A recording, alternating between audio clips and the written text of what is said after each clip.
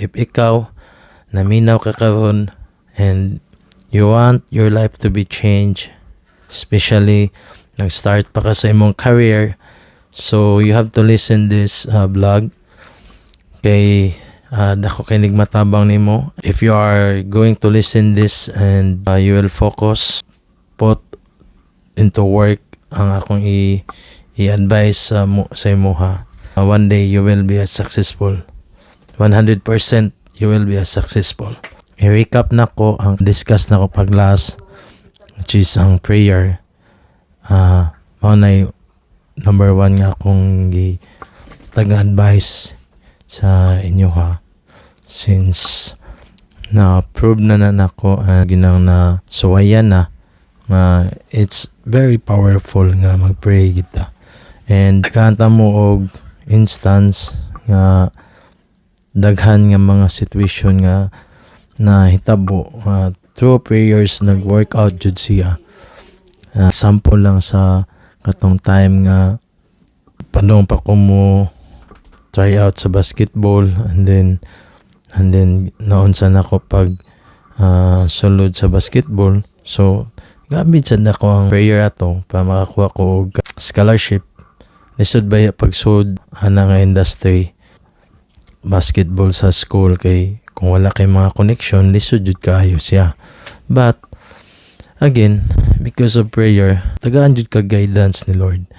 And ako ning gi-series and you listen this vlog kay gi-step by step jud ko ni i-consolidate na ko para ma-explain na ko og taong ninyo akong i-breakdown step by step kada video. So to proceed procedure nga akong gi-breakdown, this one is also really important. Akong i-advise ninyo sa akong gipang buhat is ang number 2 is how to evaluate your purpose, how to evaluate your strength. And this time, di ba na mga instance nga kaya na to, ini-graduate na to, wala pa ta kayabaw kung asa ta padong, lipay kay ta, graduate na ta, but because of so many guts and talents that we have, we able to confuse kung unsay atong buhaton. Sa akong part before, naglibog ko kay ganahan ko basketball, mamay ako ang passion. And since nag-graduate sad ko engineering course, naglibog sad ko unsay akong buhaton. And then ni-share ko ani sa akong brad sa anak ko niya nga naglibog jud ko ba dugon sa buhaton ako. Pag graduate na ako 2013, wa ko ni work. Duwa ko basketball for the 2 years kay 2015 naman ko ni work. Nakita na ko nga saon magid ko ni ganahan ko basketball niya akong passion. And then nakita sa nako ko ganahan ko nga financially stable. So naglibog ko kung unsa kong i-follow. And then my best friend told me, shout out to brother Mark Lapos, my best friend told me that kung na-confuse ka, Brad, you have to set this question. Kung si Lord i-take away tanan niyang gihatag nimo nga talent and tanan nimong resources nga naa nimo, unsa may usa the best and magamit nimo sa journey sa imong life nga mao'y imong ipabilin nga mas successful ka. So sige jud ko gunahon na ato guys. And then niabot sa akong hunahon na ang basketball wa naman gyud, layo naman gyud kay sa tinuod, kay pila per game to 5 man to akong nasuwayan nga gihatagan ko og talay nga to 5. Then na-realize na ko nga di man permanente, so what if walay duwa, so dili gid ko mabuhi akong familya na. So at that time niabot sa akong hunahon na nga why not ang akong course nga na-graduate is mo'y akong gamiton, ipabilin, unya ibalhin nako ang akong passion sa akong basketball, ibalhin nako sa akong course, di ba? So mo to nga ni-focus ko sa akong course na human. Nag-work na ko sa one of the big mall in our place.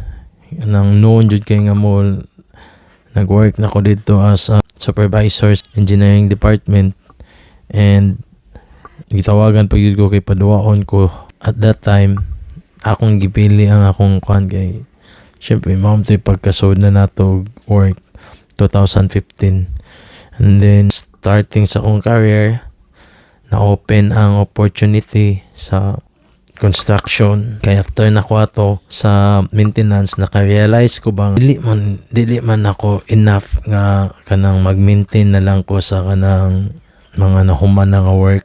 I want to know how these things work or how these things began. Yan, like kanang sa building yun sa Manila, pag-install kini mga aircon, kini mga pipes din ni. So na-curious ko ba yun sa ni kay lahi manggod ang kanang mag-install ka and lahi sad nang mag-maintain na lang ka. So dito na open. So that's why in relationship with the first vlog nako, ang prayer, na open ang akong mind ato kay nag-pray sad ko ato nga i-guide ko ni Lord kung asa ko padulong tagaan ko niya og mga signs. So that time na-open dyan ako akong mind nga mo to akong padulngan, and to evaluate your strength and your purpose. Pagpili mo og usa lang sa ka strength ninyo kanang maayo jud mo or maoy inyohang profession mo, inyohang gistudihan, and to transfer your passion. So you have to do it with passion. Guys, sa next nga video akong i-share ninyo unsa ang sunod nga inyong buhaton when you already determine your passion and your profession. So thank you guys, see you, and if you have some question and clarification, you can comment down below and atong i-discuss tubagon ta mo og unsa inyong mga pangutana. God bless, and one day you will become a millionaire.